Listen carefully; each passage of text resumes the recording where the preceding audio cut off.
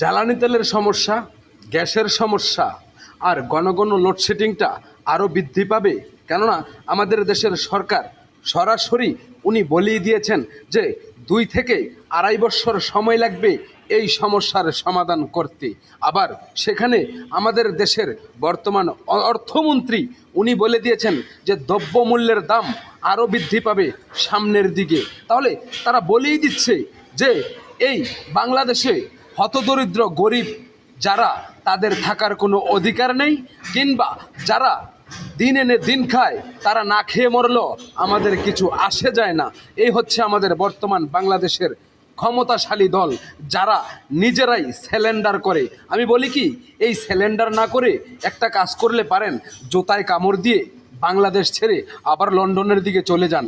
যদি জনগণকে ঠিকমতো দুমুঠো খাবার মুখে তুলে দিতে না পারেন, তাহলে তো আপনি ব্যর্থতার স্বীকারোক্তি যখন দিয়ে ফেলেছেন, তখন পরাজয় মেনে নিয়েছেন, আপনি দেশ থেকে চলে যান। কারণ শেখের বেটি কেমন একটা জিনিস একটু ভাবুন।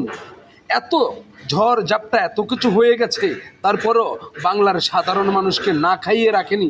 এখনও আপনারা বস্তার গায়ে শেখ হাসিনা নাম কেটে সেখানে গরিব দুঃখীর চাল আপনাদের গোডাউনে ভরছেন আর আপনারা খাচ্ছেন।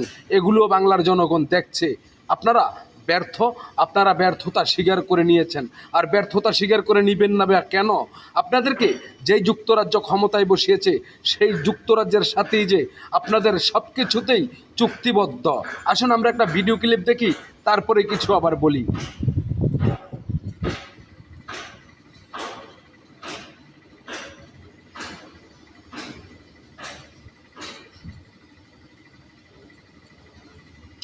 এই হচ্ছে শেখের বেটি। আমার দেশের গ্যাস আমেরিকা আরও 30 বছর আগেই চেয়েছে, আর সেই গ্যাস শেখ হাসিনা বলেছে আমার দেশের জনগণ আগে বাঁচবে, তারপরে আমি চিন্তা করব আমেরিকার সাদা চামড়ার লোকদেরকে দেওয়া যায় কিনা। আর সেই চুক্তিটি যখন আপনারা স্বাক্ষর করে ক্ষমতায় এসে বসেছেন, তখন তো বাংলাদেশের জনগণের ভোগান্তি থাকবেই, এটাই স্বাভাবিক। তবে একবারও কি ভেবেছেন 2 থেকে 2.5 বছর সময় লাগবে? কারেন্টের লোডশেডিং, আপনাদের গ্যাসের সমস্যা, জ্বালানি তেলের সমস্যা আর দ্রব্যমূল্যের দাম আরও বৃদ্ধি পাবে। ওই বাংলার সাধারণ মানুষগুলো খেয়ে বেঁচে থাকবে কি না? একবারও কি ভেবেছেন আপনার মতন সবাই এসি রুমে থাকে না? একবারও কি ভেবেছেন আপনাদের মতন গরিবের পিঠের ছাল তুলে ওই হতদরিদ্র মানুষরা খায় না?